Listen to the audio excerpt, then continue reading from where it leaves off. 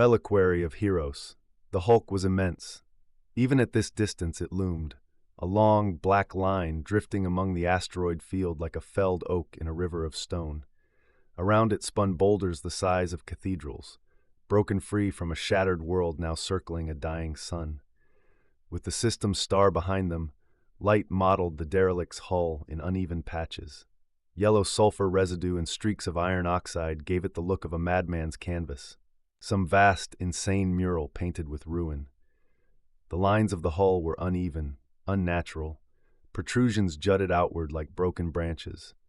Through the telescopes, they could make out the embedded hulls of other ships. A Crusade-era Imperial cruiser slammed in bow first, the tattered wing of an Eldari vessel trailing its ragged solar sail, and the scorched bulk of what had once been an orc rock, now reduced to fused slag.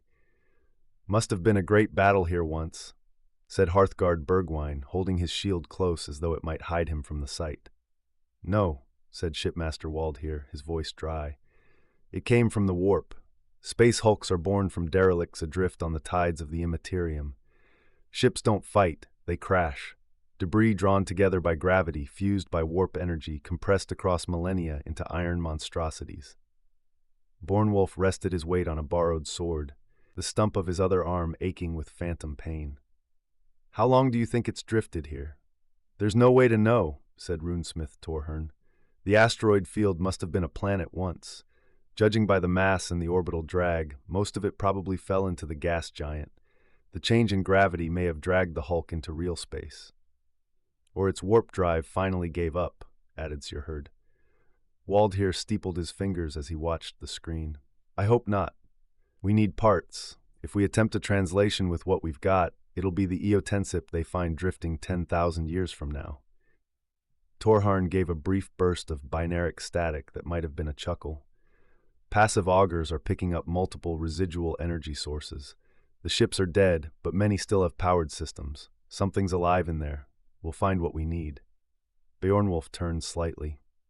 "What dangers can we expect on board?" he asked Elfric.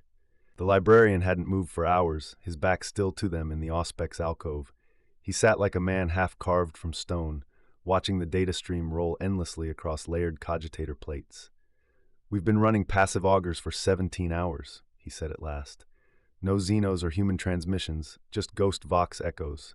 Still, space hulks are never safe. The ships inside clash together, creating sheer fields of localized gravity. That alone can kill. And pirates, vagabonds, void hymn fanatics, any of them might call it home." He hesitated. "And there are always orcs," he added. "Where one sheds its spores, more grow. But if there were many, we'd have heard them by now. Orcs don't do quiet." Bornwolf's lip curled faintly. He had never truly recovered from Nithelm. "We avoid contact, minimal force. We are 7 Astartes with a crippled ship. No glory hunts." Sir Herd nodded. "Do we know the most likely area for manifold coils?" Torharn turned to the hololith and rotated the layered projection. He pointed to a ruptured carcass of a ship lodged halfway through the hulk's flank. "There, Imperial design, late Heresy era. If any vessel here still has intact warp manifolds, it's this one. But it's struck at high velocity. The coils will be deep inside. We'll have to go in through the prow." "Any docking bays intact?" asked Cinnabil, fastening the strap on his breastplate and securing it to his shield harness. "3, said Torharn. "One is saturated with radiation. There's a plasma fire burning in those decks. Decades old, maybe. The other 2 are corroded beyond safe use. Our best entry point is the central core. Most of the passageways are still stable, at least by the looks of it." Waldheer pointed to the hololith. "Torpedo tubes. If it's an Imperial wreck, there'll be torpedo launchers near the foresections. If sealed, you can breach them faster than the hull. Once inside, take the munition trams beneath the bridge superstructure.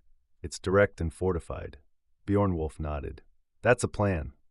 You said more than one target, though?" he asked Torhern. The runesmith tapped the display again. "The hulk's central drive. A mile in here. Big and heavily shielded, but likely intact. We can access it via inspection tunnels behind the main engine baffles. There are vaulted passages, reinforcement arches. You should be able to reach it with minimal cutting if the bulkhead doors are still responsive." Beornwolf looked around the gathered warriors. Sir Herd, Elfric, Bergwijn, and Cinnabil. 2 more Hearthguards stood behind them, and Wilmund, wounded but willing. 7 warriors. 2 objectives. He tapped the sword on his hip, a borrowed blade. Not his own, not yet. Then we send 2 teams.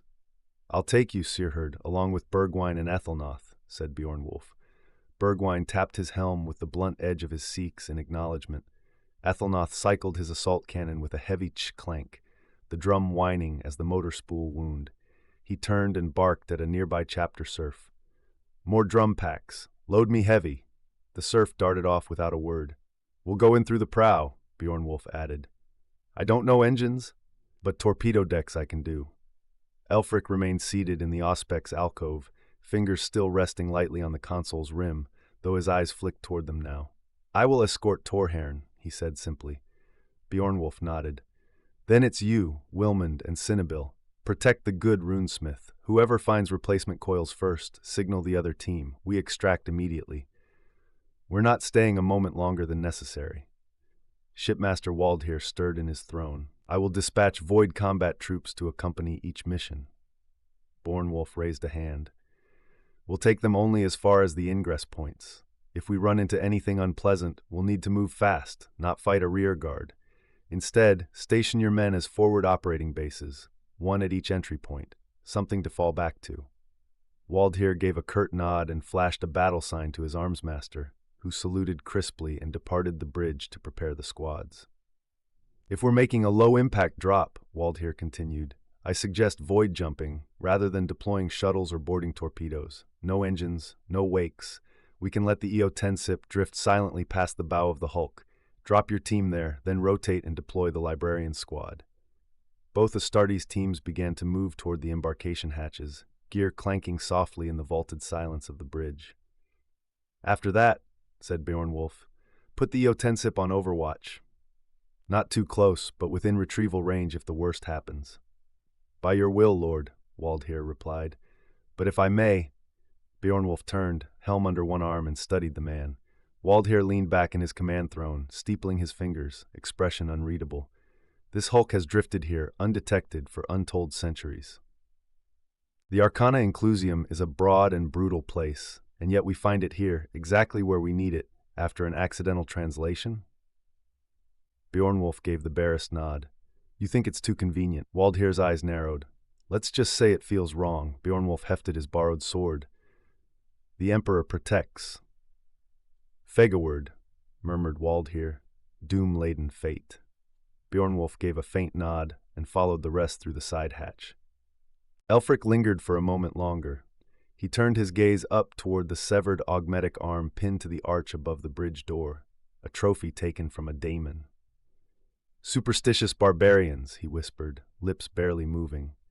Then he turned and walked silently after the others, his robes whispering against the deck. Beornwulf drifted silently through the void, the familiar giddiness of zero gravity washing over him. Up and down ceased to matter. Orientation was a matter of will alone. Behind him, Searherd followed with his shield locked to his forearm, and Ethelnoth came next, the weight of his assault cannon turning every motion into a deliberate act. Bergwine brought up the rear. Farther back, Beornwulf watched the last of the Voidmen jump, flinging themselves from the EO-10's dark hull. The strike cruiser drifted on in silence, engines cold, all systems on passive run. A dead ship to all sensors, just another piece of debris among the stars. The Hulk loomed below, growing larger with deceptive speed. Beornwulf had identified at least one open torpedo tube. Fortune, perhaps, or a trap. He didn't trust either. Breaching charges were out of the question. They couldn't risk triggering dormant scanners or traps. And the idea of bringing a hull cutter? He grimaced. He'd once seen what waited behind a sealed bulkhead aboard a derelict, and didn't fancy repeating the experience. Aboard that vessel, the Eldari had been waiting, laughing, silent, perfect. He'd lost good brothers that day. The wreck rushed toward them now, or rather, they toward it. He raised his bolter, modified with a grapnel launcher, and fired. The hook shot through the dark and thunked into ancient hull plating with a dull, almost soft impact. The surface of the hulk unfolded before him. It was a ruin, scarred by impact craters, rusted, pitted with ice and shattered armor. Ancient plasma scoring traced jagged lines across its battered skin. Motes of frozen debris drifted like pollen through the void light. 3 more grapnels fired and struck home. The Void Revenants landed one by one, their boots clamping to the hull with muffled thuds lost in vacuum. Bjornwolf holstered the bolter and drew the sildathnidle. The motion was awkward. The apothecary aboard the Eotensip had only managed a crude augmetic replacement for the demon-bitten hand he'd lost, the same one now nailed above the bridge hatch as a warning. He grunted and switched the weapon to his left hand. With his right, he slung his combat shield into place, a familiar comfort from his days among the Wigathan. Around him, the Void Armsmen in Chapter Surf armor landed in squads, tethering themselves to the hull with expert ease. Discipline drilled into them since boyhood. Bjornwolf waited, crouched with Surherd behind the twisted remains of a prop armor plate. Small rocks drifted around them, nudged gently aside with a flick of his shield. The hulk's scale was staggering. The prow section alone was kilometers wide. They'd start with the 3 portside tubes before crossing the midline if needed. Light flared from each cave-like opening as the scouts deployed. "Thought of where you're going for your holy days yet?" Bergwijn asked idly. "I was thinking a hiking expedition on Drakendelve," Ethelnoth replied. Surherd grunted. "It's the rain season there. Try Furberg. I hear it's quite warm this time of year." Bjornwolf almost laughed. Furberg, Nitwertha's sun-bleached sister world, was a molten hellscape. Armor would melt within hours. But the dry banter helped. It reminded them all they were still alive, for now. From one torpedo tube, a scout emerged and signaled. They had an entry point. Bjornwolf pushed off and skated across the hull toward the opening. The tube yawned like the mouth of some ancient predator, a 100-yard-long tunnel of black iron. He peered into the gloom. The scout had wisely not entered.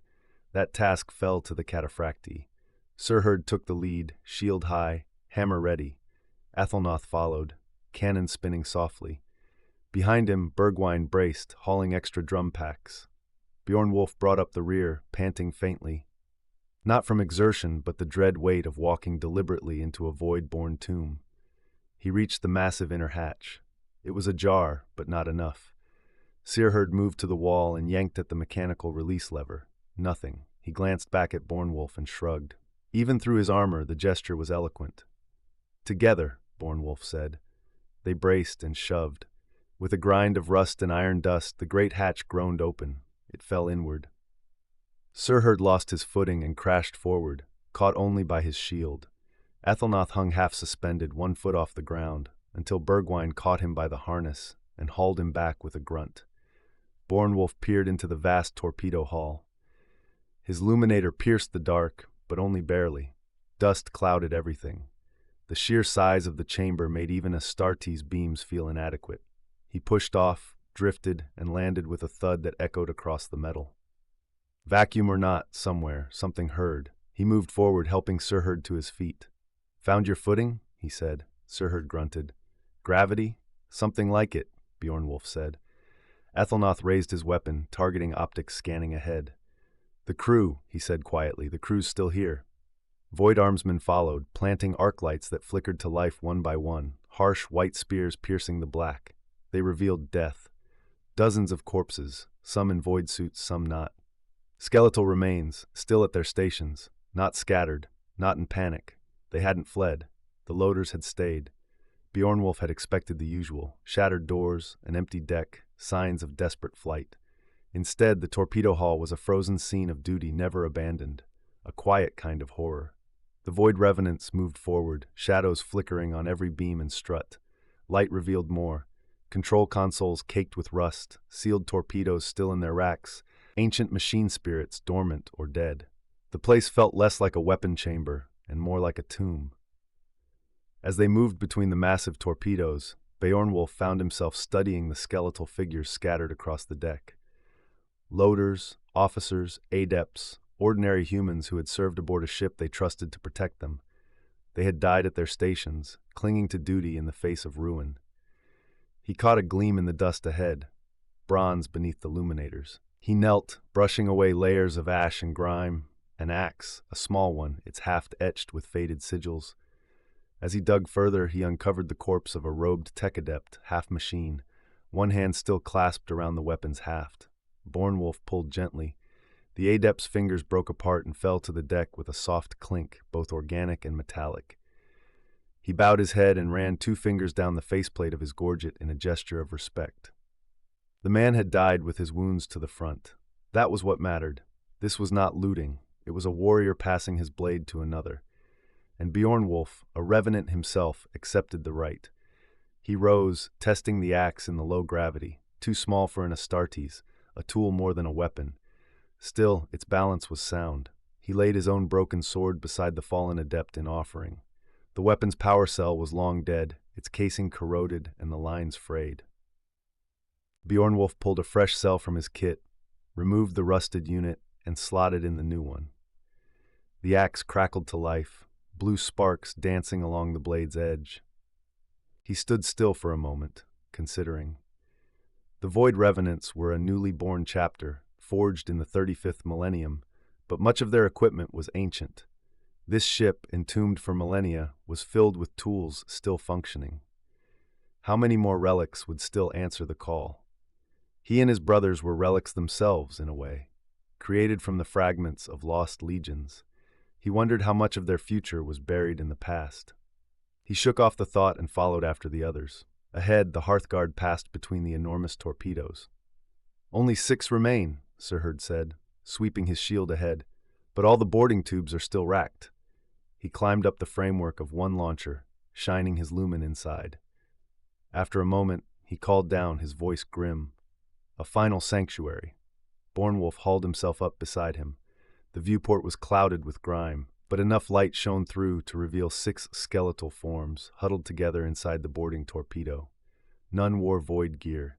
They had sealed themselves in when the atmosphere failed, believing rescue would come, waiting, gasping the last of the air, until, finally, Beornwolf closed his eyes a moment and stepped down. 12 hours, said Bergwijn softly. Bornwolf glanced back. 12 hours? Bergwijn had climbed up beside him and now rested a gauntlet on the hull, like one touching a shrine. 6 inside. They would have had air for 12 hours. Beornwolf stared at the torpedo. What had it been like, to wait, to hope, and then realize you were already dead? He imagined the silence, the slow horror as the air thinned, the prayers, the banging on the hatch, the final choking stillness. One of the corpses inside clutched a scroll, its pages surprisingly intact, pressed against the viewport glass. Faded ink clung to one surviving line.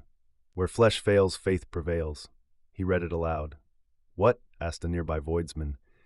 "It's from the Lectitio Divinitatis," said Sir Herd, stepping close. "Through him all shall be purged, through faith all shall be made clean.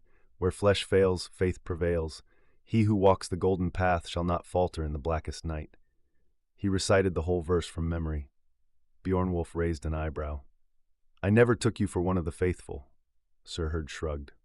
"I was keen on a lass from Broadmouthport, used to escort her to sermons in the Lautnet shrine." Athelnoth chimed in. "What happened to her?" Sir Herd gave a lopsided grin. "Married a runesmith from Weezer, but I learned a few verses." They all chuckled, a brief flare of laughter in the dark. Beornwolf turned back to the viewport. "At least they took their faith to the grave, some comfort." Sir Herd nodded. "Space was not made for humanity. Its cold, endless void is as uncaring as it is bleak." Athelnoth gave him a friendly shove with the barrel of his cannon. "Yeah, and yet it finds you too. The void is never lonely." He jumped down, weapon braced. Bergwijn moved up beside him, shield raised, the two advancing in silent lockstep. Beornwolf and Sir Herd lingered a moment. They shared a glance. Beornwolf knew the truth. The girl from Broadmouthport, she had died in the Drukhari raid on Weezer, torn apart in a senseless bombardment. But he said nothing. Instead, they turned and followed the others. 4 lone figures, walking once more into darkness. Behind them, Void Armsmen began setting up forward sentry positions, fixing lights and vox pingers along the corridor. The Revenants did not look back. Miles aft, beyond the engine baffles, Torhern twisted the cogwheel control. The carbon-scored service hatch ground open with a series of violent, stuttering mechanical jolts. From his runesmith warplate, a pair of servo arms extended, clamping to the edges and exerting a strength no squad of Astartes could match. With a final metallic groan, the hatch shifted. Beyond it, the black void. Wilmund and Cinnabil stood watch nearby, their boots mag-locked to the great baffle plating of the derelict's engine exterior. Their boarding shields formed a solid wall around Gastward Elfric, who glanced around the massive exhaust structures. They were vast, so vast the Jotensip could have parked within them. Once magnificent, they were now punctured by millennia of meteoric impacts. One was even cleaved open entirely, likely by a lance strike in some ancient battle. It was depressing, dignity lost to time. A strange glow reflected off the blue eye lenses of their helms, not from plasma or warp fire, but from fungal growths clinging to the ship's hull. Ghostlight fungus, bioluminescent mushrooms. They grew wild in the Arcana Inclusium's dead places, vacuum-grown, irradiated, unkillable. Earlier, Torharn had remarked they resembled the Gastlioma fungi cultivated in Nitwertha's oceanic caves and tunnel cities, also used beneath Nithelm by Magos Ductora Cogitatus Tiberius to save on lumen charges. Elfric found them repulsive. Where a perfectly functional lumen rod could be used, these savages preferred to light their tunnels with glowing mushrooms. And now here too, on a drifting corpse ship, lost in the dark, they crept across the bulkheads like luminous decay. He imagined the thing sprouting from his own armor, painting him like a glowing ghoul. It made his skin crawl. The hatch finally opened, the squad moved forward, filing into the narrow service tunnel, cramped, humid, metallic. None of them hesitated. They had all served aboard Navis Walmir Wigathane void ships. This was practically luxury. Torharn took point. Lumens mounted on his secondary servo arms cast hard white beams through the gloom. Wilmund and Cinnabil followed. Elfric trailed behind, conjuring a pale Gastlioma flame in his hand to supplement the light. Behind them came the Voidsmen, moving in single file, weapons low but ready. The tunnel eventually opened into one of the Hulk's main reactor cathedrals. Torharn had explained during the briefing that ships of this magnitude usually housed 6 such chambers. Still, knowing it was one thing. Seeing it, it was staggering. The vaulted space was large enough to contain a Navis Walmer warship in full, with room to spare. The atmosphere inside was stale but breathable. Ancient emergency systems must have held, at least partially. Torharn stepped forward, drawn to the looming form of the primary plasma reactor. Its weathered, pitted casing rose high into the dark like a monument, silent, solemn, immense. "Careful," Wilmund warned, hand raised. "We're not alone." They swept their lumens across the chamber. Bodies, scores of them, littered across the deck in various poses of death. One wore the robes of an engine seer, his once crimson gear now faded gray. His mechanical eye stared up blindly from a half-decayed skull. A rusted laspistol remained clutched in a skeletal cybernetic hand. Torharn moved closer to the reactor and rested a hand against its surface, cold, lifeless, reverent, as if touching a relic from Mars itself. Which, perhaps, it was. This machine was older than any forge structure on Nitwertha, older than the wars that birthed his chapter. It had once sung with impossible power, now it stood quiet as a tomb. He looked up. Etchings were still visible on the upper braces, machine script invocations to the Omnissiah. His gaze dropped to the floor where something caught the light, an object protruding from the dust. A staff. He stepped forward. As the Voidsmen fanned out to set up perimeter lights and defensive fields, Torharn knelt. It was a rod of office, topped by a golden aquila. The priest who held it had been reduced to scraps and splinters, his robes more gossamer than cloth. When Torharn touched the shaft, the wood crumbled in his hands. The eagle dropped. He caught it. "Gravity," said Wilmund, unlocking his boots and floating a few feet in 0G before landing again with ease. "A little light, but the ship's grav field is active." "Good," said Cinnabil. "That means the warp manifold might still be intact. Even if it's not, the stores could be useful." Torharn looked again at the eagle.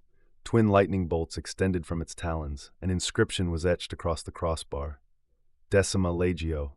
Not a psalter, not ministorum, a consular staff. This ship was from the heresy era. A chill ran through him. Elfric stepped forward and took the eagle gently from Torharn's grasp. "This ship was part of the 10th Legion's fleet," he said, voice low. "My Gene-sires." "Our Gene-sire," Torharn corrected. Elfric's hand trembled. He looked over the corpses, not Astartes, but Voidsmen, men who had served under the Iron Father, men who may have looked upon Ferrus Manus before the betrayal. The pain in his head returned, throbbing. His vision swam. "Your place is not here," said a voice inside his mind. Elfric blinked. The chamber dissolved. He was back on Icicle Binary 4, the sky black with smoke and rain. He stood on the gantry of a Thunderhawk gunship. Fire flickered below. The wind screamed with falling ash. Mentor Psychana Mentis stood beside him, leaning on a battered power stave. Rain streamed off his black armor, pitted and scored by blade and bullet. "We all have a duty," Mentis snapped, spitting the words. Elfric stared back, pain blooming in his skull. Another figure stood beside him. He had no time to identify them. "Your place is not here," Mentis repeated. Elfric clenched his fists. "I should have replaced you, old man," he screamed. The other iron hands stood silently, rain pelting their helms, black water flowing down black ceramite as the city burned behind them. Elfric reached to wipe his brow, but a hand was already resting there. Not his own. He looked beside him, a slender figure, long horns, pale scars where a blade had nearly taken her head. She smiled gently. "Your place is there," she whispered. The whisper shattered his mind like glass. Pain, fire, screams. "They died at their posts," said Wilman distantly, "with honor, keeping their oaths." Elfric's eyes snapped open. He was back in the hulk. The desiccated dead lay all around him. The light still burned dimly. The pain had faded, not gone, but bearable. Torhern had wandered to the reactor again. His awe had darkened into introspection. Would the great forge of Nitwertha one day fall silent like this? Would the Stormweird become a tomb like this one, its name forgotten? He shuddered at the thought. Elfric looked at him, unmoved. Why should it matter? Nitwertha was a mudball. Barbarians clinging to clay houses. What future did it have? Cinnabil's voice broke the silence as he moved cautiously through the room. "It feels like a tomb," he murmured. Prosody Ray %. "I wonder who they were fighting?" Torhern scanned the shadows with his wrist-mounted lumen.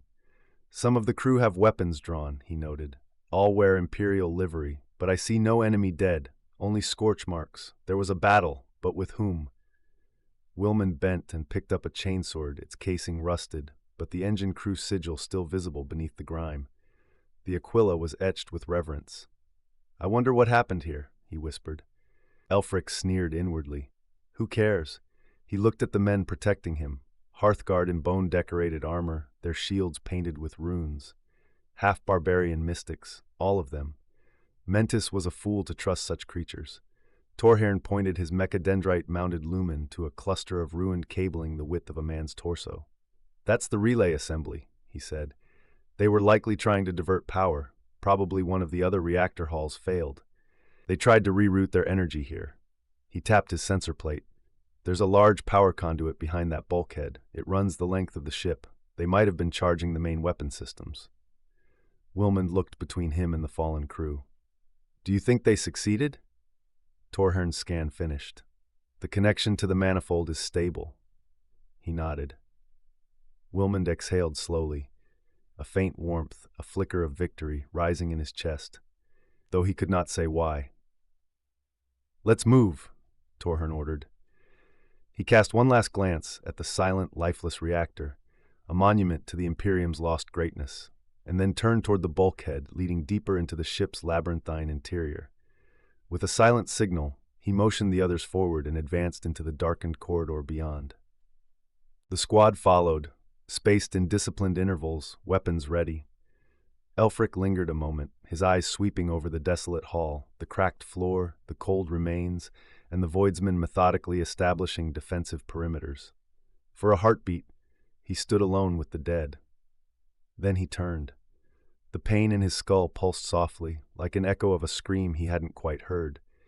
He pushed it down, ignored the phantom sound of rain still drumming on ceramite, ignored the scent of promethium and smoke that had no place in this sealed, airless tomb. He followed the others into the dark.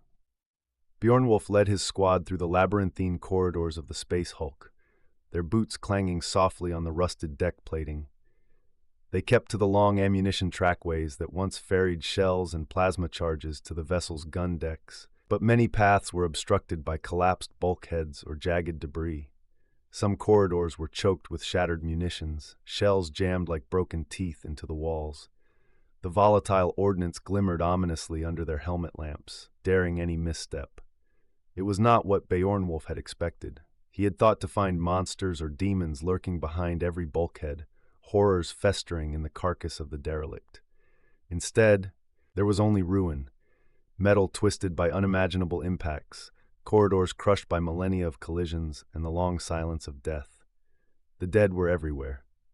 Desiccated corpses lay slumped against walls or scattered in heaps where they had fallen. Their void suits were brittle and faded, some ruptured by shrapnel or decompression.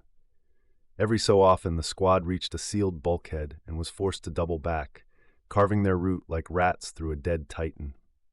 After nearly half a mile, they emerged into a section where the gravity field faltered. Their mag boots clicked onto the deck, but the pull was light, erratic, and disorienting. Ahead, the corridor ended in an open bulkhead door. Beyond it, there was no floor. A vast wound yawned through the hulk's flank, open to the void. Far below, the gas giant loomed, its swirling cobalt and indigo clouds flashing with distant lightning. Tendrils of blue fire coiled upward from the storms, illuminating the jagged tear in the ship's hull that plunged at least 6 decks down. They would need an hour, perhaps more, to find a path across. Surherd peered into the gulf, then keyed his Vox. "We could void jump," he suggested. "It would be quicker." Beornwolf shook his helm. "No grapples left, and the gravity field is fractured. A single misstep and you fall forever." The thought of tumbling silently into the storm-racked planet sent a cold spike through him. No, they would find another way. They turned toward the interior, climbing toward the command decks, intending to loop around and descend on the opposite side toward the cargo bays where the parts they sought might still lie. But progress was slow and dispiriting. Beornwolf eventually came to a junction where he had expected a crew access artery, only to find it choked with collapsed passages and splintered hull plating.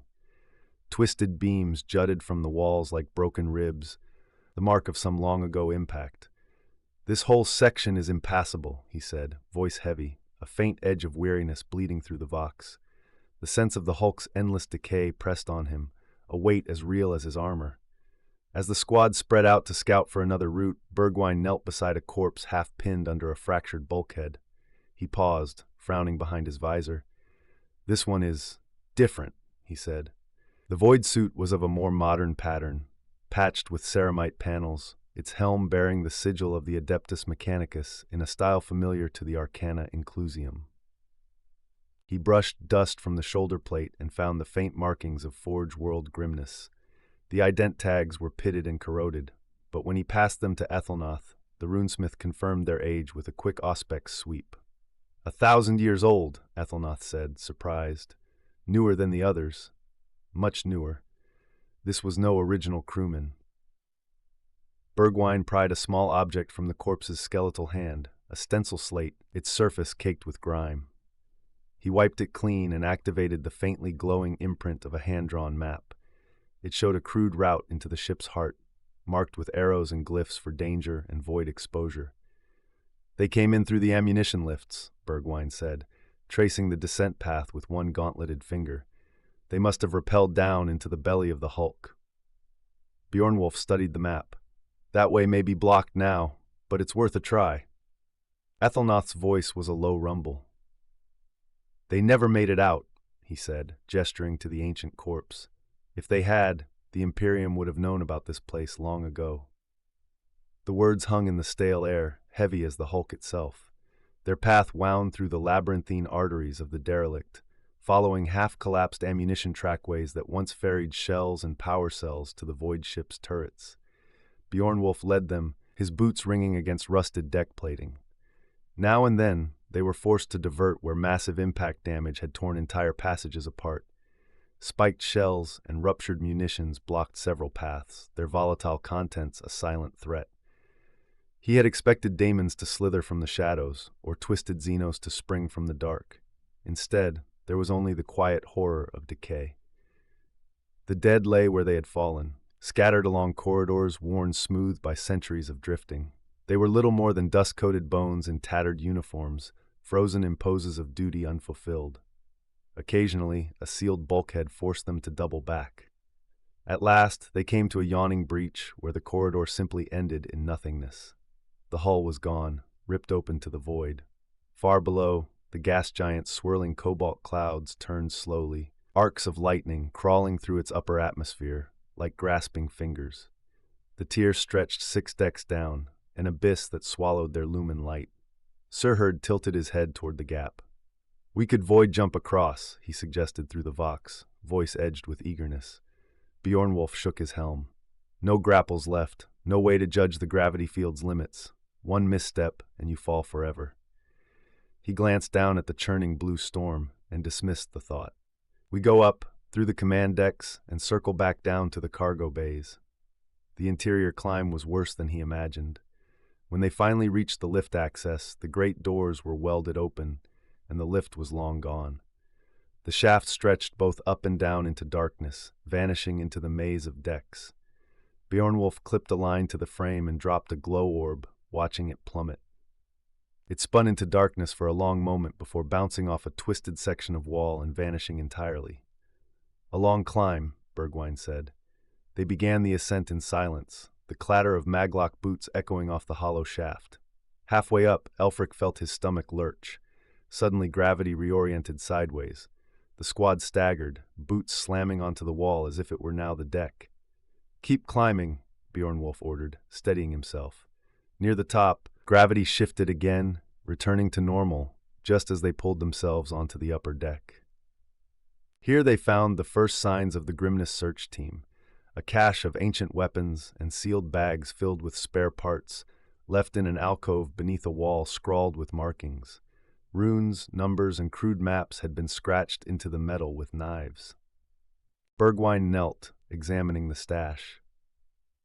"Why would they leave this here?" he asked, voice tight. "Because they never made it out," Ethelnoth said grimly, scanning the silent hall. The squad ascended the cleared stairways that wound deeper into the hulk's command spine. They passed the skeletal remains of the original crew, each one tagged with a forge marker, evidence the Grimness team had cataloged them.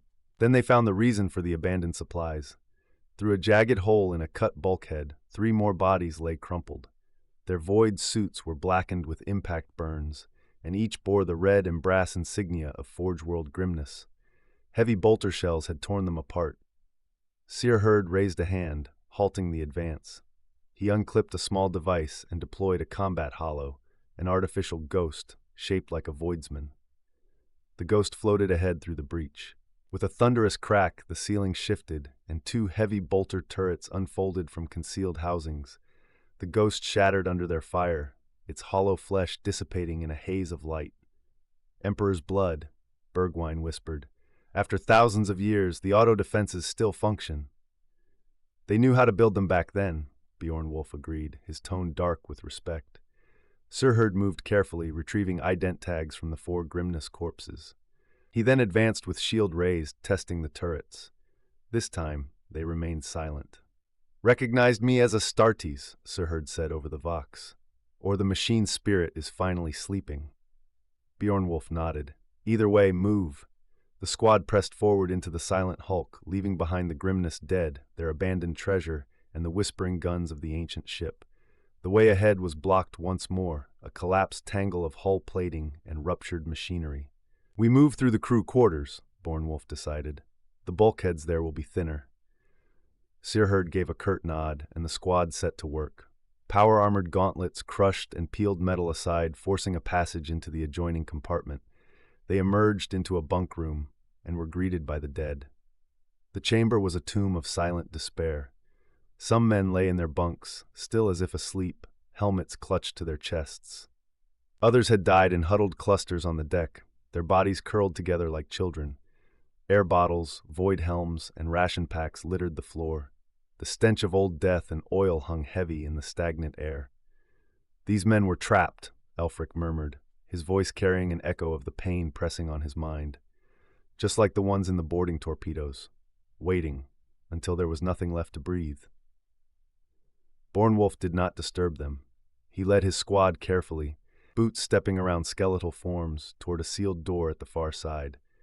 "This is their tomb," he said quietly. "We are only visitors."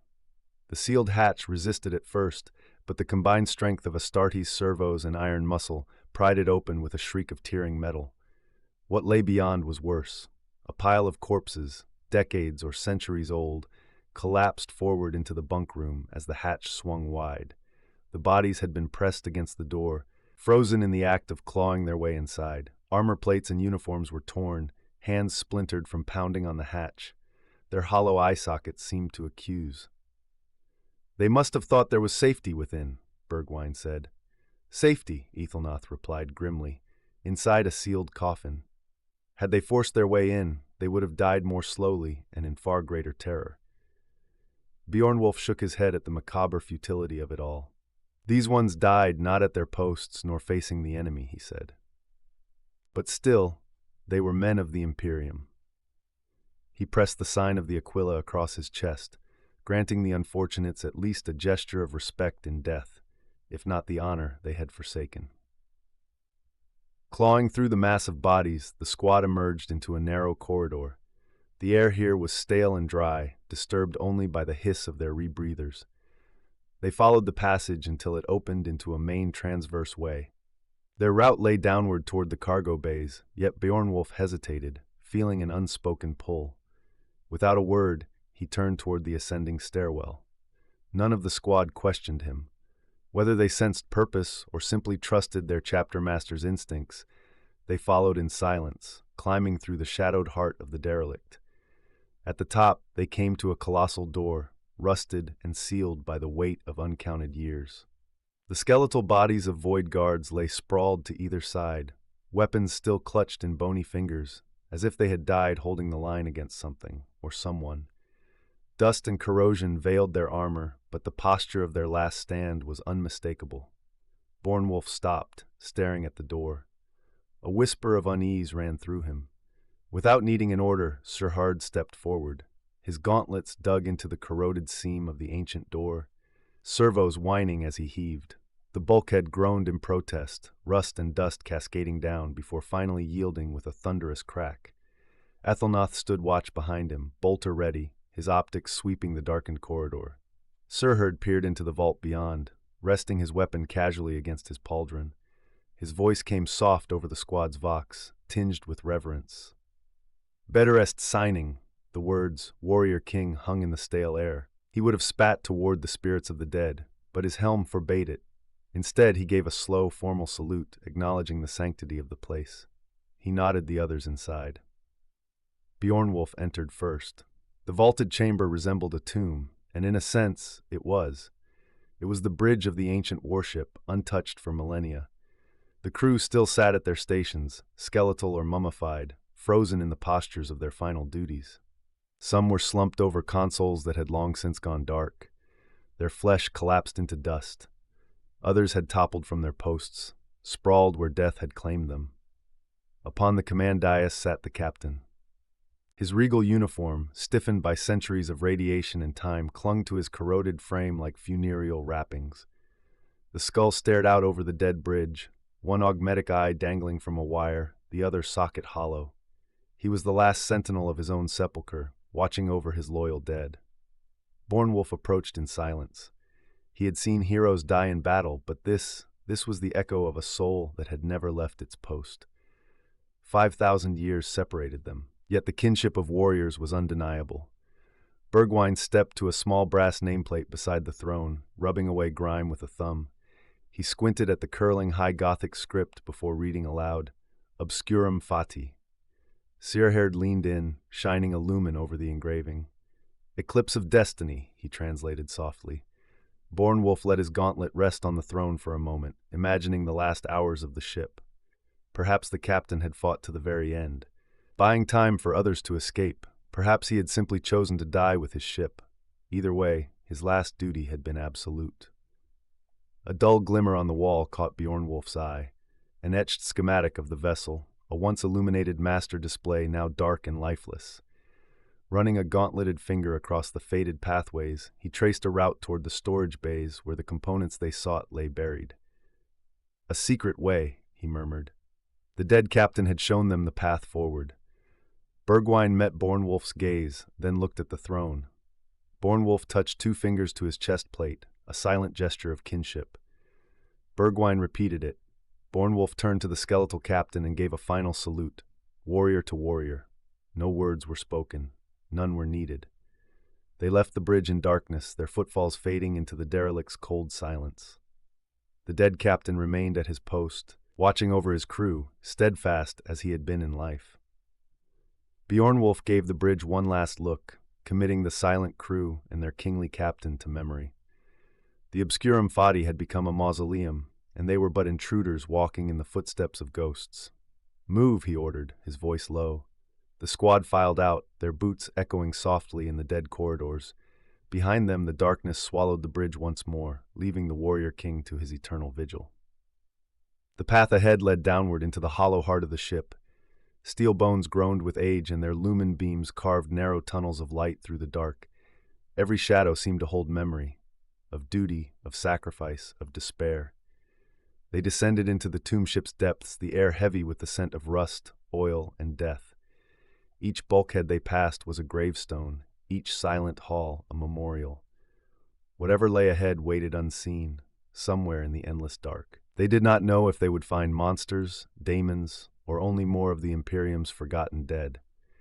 And so they pressed on, deeper into the Reliquary of Heroes. The strike cruiser Atensip drifted silently among the slow-wheeling asteroids, their lazy orbits carrying them around the pale blue gas giant far below. Dust motes and fractured ice glittered in the dim light of the distant sun, masking the ship within a jagged halo of stone and shadow. On the bridge, the hum of the ship's life-sustainers was the only sound. Auspex Officer Lurwin reclined at his console, a worn copy of The Suns flickering on a handheld reader in his lap. He was halfway through an old chronicle of the Knit-Wortha star sagas when a low chime broke the quiet. He frowned, leaning forward as the alert blossomed across his screen. That's not right." He tapped the rune for a confirming scan and sent a data cant to the cogitator banks. A moment later, the servitor at the adjacent port droned. "Translation point forming. Confirmation." Lurwin's stomach tightened. He turned sharply toward the command throne. "Translation point forming, Lord Shipmaster." From the forward command chair, Shipmaster Waldheer stirred, folding his long fingers together as he raised his gaze from the drifting void. He had been contemplating the fractured silhouette of the derelict hulk, an ancient graveyard of metal, half consumed by the dark, when the words sank in. With their astropath dead and the librarian deployed on the hulk with the Astartes, the Eotensip was half blind. Auspex alone was their lifeline in this silent gulf. "Rescue party," murmured the adept at the void shield pit, his voice tinged with hope. Waldheer's eyes narrowed. "Unlikely. Even the navigators of the Navis Astrowigathine could not have found us out here. This is uncharted space, far from any trade lane." He snapped his fingers. "Rig for silent running. Close everything down." The bridge crew sprang into action. Within moments, the Eotensip descended into stealth. Blast doors sealed, secondary lumens dimmed to blood red, and the constant thrum of the plasma drives fell to a muted passive heartbeat. Auspex monitors cycled to minimum emissions, and Vox transceivers went cold. Time stretched. Then, out in the black void against the swirling ghostly backdrop of the Arcana Inclusium Nebula, a flash flared. Space rippled and tore. A dagger-shaped silhouette bled into reality, its edges limned in pale witchlight. An audible gasp ran across the bridge. It was a Drukhari warship. Its long, curved hull gleamed like wet obsidian, predatory fins unfolding as if sniffing the void. Solar sails unfurled in slow, sinister grace, catching the invisible solar winds. The ship made no attempt at stealth. It wanted its presence known. Lurwin's blood ran cold as the cogitators returned their pattern recognition data. He whispered, almost too softly to hear, "Emperor, preserve us. It's Shadowfang." Heads turned toward him. "The flagship of the Drukhari raiding fleet," he said, voice tight. "Personal command ship of the Void Reaver himself." The words landed like a thunderclap. Fear rippled across the bridge. "They are coming for us," an adept cried in panic. "Silence." Waldheer's voice cut through the fear. He studied the Xenos vessel with cold precision. "Their weapon banks are cold, no targeting pings. Their course is for the Hulk, not us." He turned to the Auspex officer. "Are they scanning the debris field?" "Negative, Lord. No active sweeps detected." Waldheer clicked his tongue thoughtfully. "Good, then we are ghosts to them." He leaned forward. Bring us into the shadow of the hulk. Minimal thrusters. Let its mass shield us from their view. Yes, Lord, the helmsman replied, hands shaking as he manipulated the helm controls with slow, feathered inputs. Contact both landing parties, Waldheer continued. Have them take up observation positions on the far side. I want eyes on that ship. Lord, Vox will not reach the Astartes. Both teams are too deep inside the hulk. No matter. Our armsmen will suffice. Waldheer's voice was calm, almost cold, as he reclined once more, his fingers steepled. I have a feeling, he murmured, his eyes never leaving the obsidian predator gliding toward the derelict, that there is more at work here than a simple raid, and I intend to learn what it is, before the Void Reaver learns of us. Hālgengas walked carefully along the upper hull, her mag-locked boots gripping with each deliberate step. Behind her, Ordmare dragged the heavy Vox feed cables, each movement a silent pantomime in the dead, airless void. On the surface of the space hulk, it felt like they were walking through a deserted city. Vast, broken structures loomed like abandoned hab-blocks, their jagged windows gaping like empty eyes. Cathedral spires rose into the blackness, studded with rusted lance batteries. Some hung limp, their melted muzzles pointing down, reminders of battles long past. They gave wide berth to the gaping craters that pocked the hull, each scar a story of destruction frozen in time. Hālgengas halted, crouching behind a twisted rib of metal that jutted like a fossilized bone. She unclipped her equipment, the rangefinder and monocular clicking into place, and sighted on the approaching Reliquary cruiser. You know what that is? Ordmare's voice quivered over the short-range Vox. Hālgengas didn't answer at first. The rangefinder's numbers ticked downward, and she finally looked with her unaugmented eyes. The Shadowfang, Ordmare said, as if saying the name aloud would summon death. The Void Reaver's ship. Hālgengas' jaw tightened. It's deploying docking tethers, she said. On what? The hulk? Why? She followed the lines of the incoming tethers. Then she pointed up the hull. That tower. If we get up there, we'll see more. You're mad, he hissed. That structure's unstable, and if they see us... But she was already moving, mag boots clanging softly as she climbed. The Vox cable spooled out behind her. Ordmare cursed in the Emperor's name and clambered after her. The tower was an old observation platform. Its once wide dome was shattered, sections of its skin peeled back into space. On a planet, it would have been a dozen stories high. On the hulk, it was just another jagged rise in the endless wreck. Reaching the top, Hālgengas kept low among the wreckage. She found a leveled edge, steadied the monocular, and pressed her visor to it. The Shadowfang glided closer, a predator in perfect silence. Against the vastness of the hulk, the Reliquary warship looked like a sleek hunting craft beside a small moon. Tethers lanced out, vanishing into the hull's torn structures. Hālgengas frowned. Then she saw it, a boarding tube extending from the Xenos cruiser. She expected it to latch onto the surface, perhaps to burn or cut its way inside. Instead, it passed through the outer plating. A shimmer rippled out, and for a heartbeat, hexagonal motes flared red along the hull like lightning dancing in a net. Hālgengas gasped. Beside her, Ordmare whispered, A holofield. Throne preserve us! The hulk's hull has a damned holofield! Hālgengas reached for the Vox, fingers trembling. Within the depths of the hulk, Bornwolf led the way. The corridor was a tomb lined with the long-dead crew of some forgotten age. Desiccated bodies lay where they had fallen, their skeletal hands still gripping rusted consoles or twisted metal. He slowed as they reached a junction. Here the path was cleared. Corpses had been pushed to the walls, leaving the decking swept clean. He knelt, gauntleted fingers brushing the smooth floor. It was well trodden. Bornwolf glanced back at his hearthguard. Sirherd, Bergwijn, and Ethelnoth raised their weapons in silent acknowledgement. Every instinct told them this place was not as dead as it seemed.